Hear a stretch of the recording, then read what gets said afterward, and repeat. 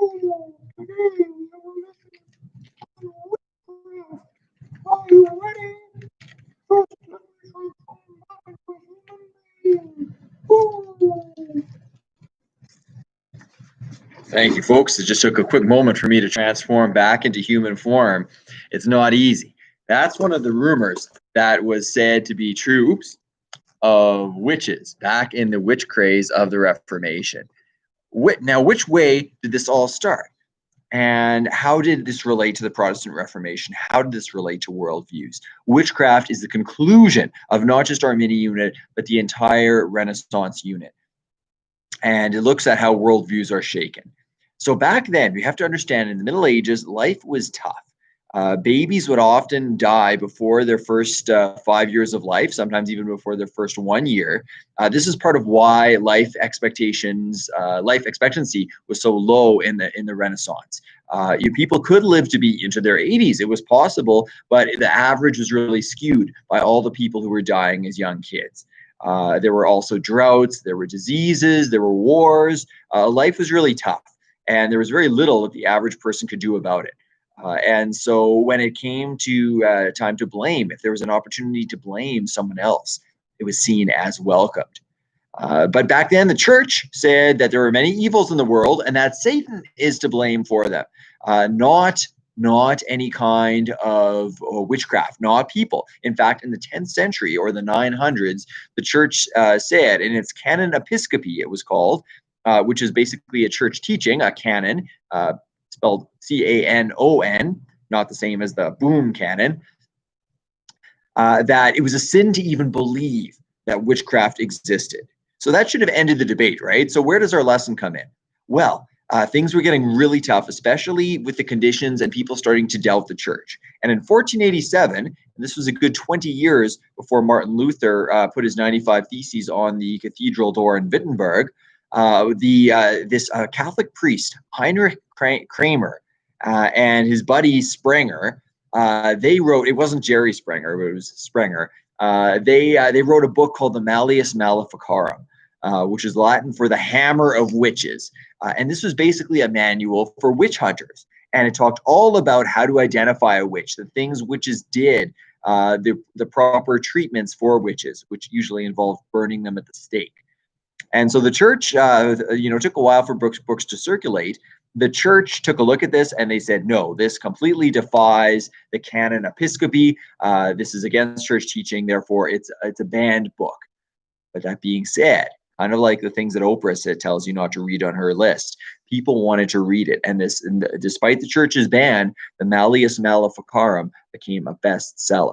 Because people thought, yeah, some of the stories that were in there included women who would disappear in the night. They would fly off on broomsticks, or they would transform into owls.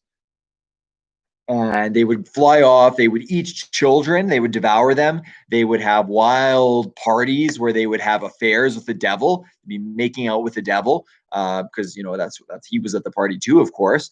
And importantly, just as importantly, they would destroy their crops and they would cause sickness. The things that were actually happening were now being attributed to these witches. Now, were there actual witches back in the Renaissance? Were there actual people doing this? You may be wondering. And no, that's not the case. It didn't happen. There may have been some people who tried, but as we know, that kind of thing did not happen. But that didn't stop people from blaming them. They would look to the Malleus Maleficarum. More people could read now with the printing press. And they said, you know what? This makes a lot of sense. My crop failed, and this person was looking at me. They gave me the evil eye the other day. And I think that's what caused my crops to fail. And all it took, you had a couple more witnesses, a couple other people who didn't like someone. They could say, yeah, I saw that person fly off on their broomstick just the other night. And they would burn them at the stake. This particularly in places where the Protestant Reformation had taken hold, places like Germany, where there were a lot of divisions, families that were torn apart between Catholic and Protestant. And they didn't really know what to believe, whether to believe in witches or not. They started to have their doubts in the institutions and what they were being told. And so they would burn them at the stake. Now, it's not known How many people exactly? They were almost all women being burned, anywhere from tens of thousands to possibly even hundreds of thousands. There is no official total of how many died in the witch craze. But the take-home point from this was that the Reformation had caused a lot of fears and divisions. And coupled with the tough living conditions they already had, this was extremely fearful. And so this lasted for about 150 years, the height of the witch craze. In other places, actually in England, they did kill some witches. But usually they would hang them though instead of burning them. But in continental Europe, there was lots and lots of burning, particularly where there was more religious diversity in a place like Germany. In France, they had wide-scale massacres of the Huguenots. And in Spain, they had something called, well, the Inquisition. The Catholic Inquisition was looking for anyone who was a heretic or anyone who betrayed church beliefs or wasn't a true Christian. And in Spain, it operated in a particularly brutal fashion. But in the case of the witch craze, it was not the church that was doing this. These were people who were turning against each other. So extremely fearful. You'll see in my PowerPoint, I have a lot of images, many of them taken from the Malleus Maleficarum. Well, only a few images really, about some of the events they described, the things that witches actually did. So basically, you'll see some babies getting dunked in the boiling pots. These are drawings, by the way. These are not photos. I'm not going to show you photos of the witch parties because they didn't exist.